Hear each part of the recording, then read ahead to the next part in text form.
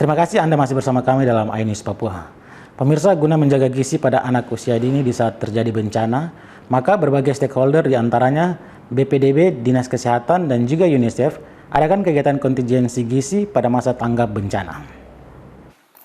Banyaknya permasalahan terkait kontingensi di Papua yang mempengaruhi gizi membuat UNICEF yang bekerja sama dengan Dinas Kesehatan dan juga BPBD laksanakan finalisasi dokumen secara kontingensi gizi pada masa tanggap darurat bencana Tegang Kabupaten dan Provinsi Papua.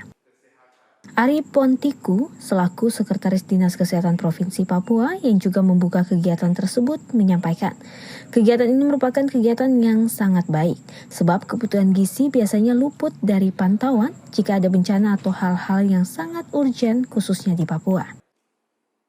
Ia juga menambahkan ada beberapa situasi darurat yang sering terjadi di Papua, antara lain banjir serta kerusuhan yang masih rawan terjadi.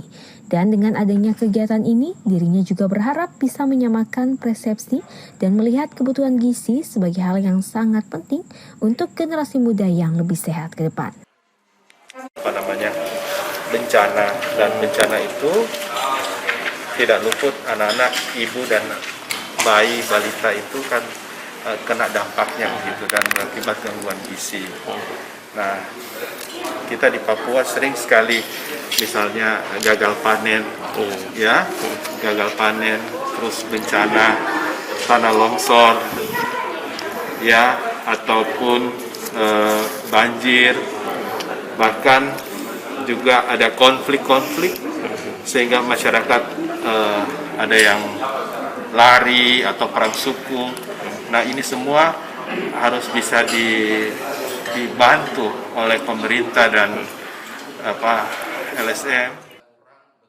Aminuddin Muhammad Ramdan, selaku Kepala Kantor UNICEF Perwakilan Papua dan Papua Barat, mengatakan pada dasarnya UNICEF sendiri berperan sebagai mitra pemerintah dan dengan kegiatan ini, UNICEF mencoba membantu pihak pemerintah untuk bekerja sama melihat gizi pada masa kontingensi adalah suatu hal yang sangat penting.